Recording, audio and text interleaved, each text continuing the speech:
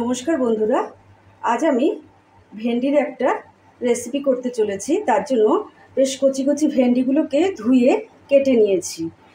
যেগুলো ছোট ছোট ছিল সেগুলো গোটাই রেখেছি, যেটা খুব বেশি বড় ছিল সেটাকে দুই অর্ধেক করে নিয়েছি।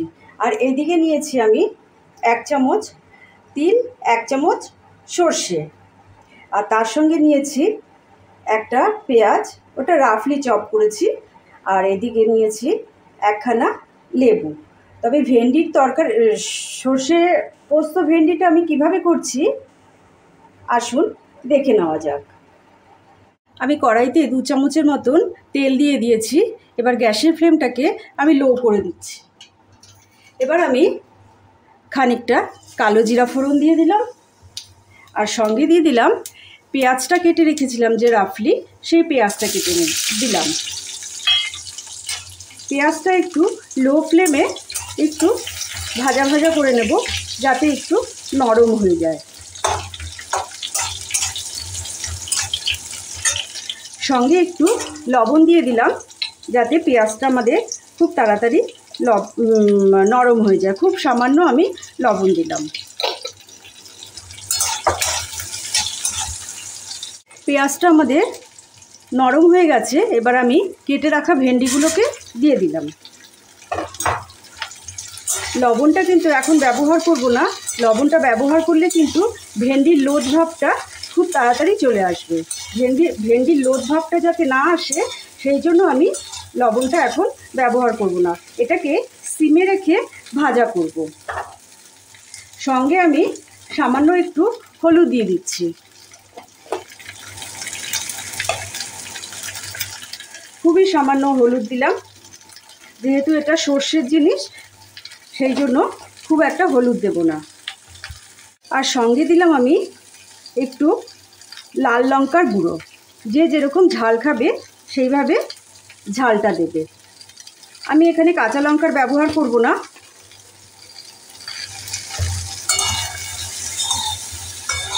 আবার একটু নাড়াচাড়া করে দিয়ে এবার ঢাকনা দিয়ে চাপা দিয়ে দেব। লো ফ্লেমে করে এটাকে করব। ভেন্ডিটা ঢাকনা খুলে একটু নাড়াচাড়া করে দিলাম, আর সঙ্গে দিয়ে দিলাম 1 চামচের মতো নারকেল কোড়া।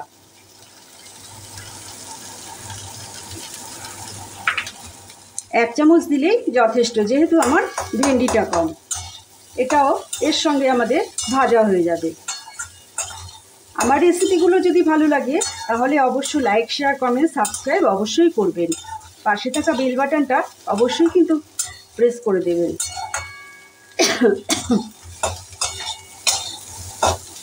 এবার ঢাকনা দিয়ে চেপে দিলাম। আমি কিন্তু এর মধ্যে কয়েকবার ভেন্ডিগুলোর ঢাকনাটা খুলে ওলট পালট করে দিয়েছি।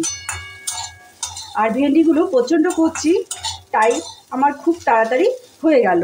এবার আমি এটাতে তিল আর সর্ষে দিয়ে রেখেছিলাম যে, এটা আমি দিয়ে দেবো।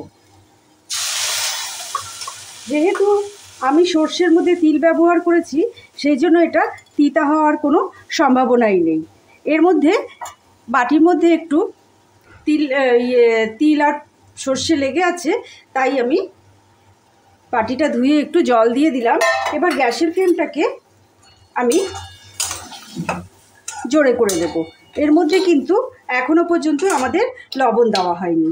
আমি এখন এই লবণটাকে ব্যবহার করব। ভেন্ডি রান্না করার সময় সবার শেষে কিন্তু লবণ ব্যবহার করবেন, নাহলে কিন্তু লোদ ভাব হয়ে যাবে। এবার আমি ভেন্ডিটাতে লবণ দিয়ে দিয়েছি। এবার একটু সিমে করে রেখে নাড়াচাড়া করব।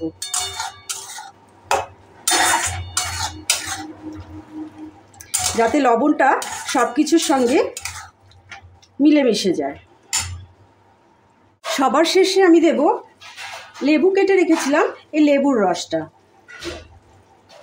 লেবুর রসটা দিলে দেখবেন ভেন্ডিতে কত টেস্ট আসে। লেবুর রসটা দিয়ে এবার একটু নাড়াচাড়া করে দেব। এবার একটু গ্যাসের ফ্লেমটা ফুল করে দিলাম, আর তার সঙ্গে দিয়ে দিলাম একটু ধনেপাতা। এটা রুটি ভাত সব কিছুর সঙ্গে খাওয়া যাবে। খুব দুর্দান্ত একটা রেসিপি।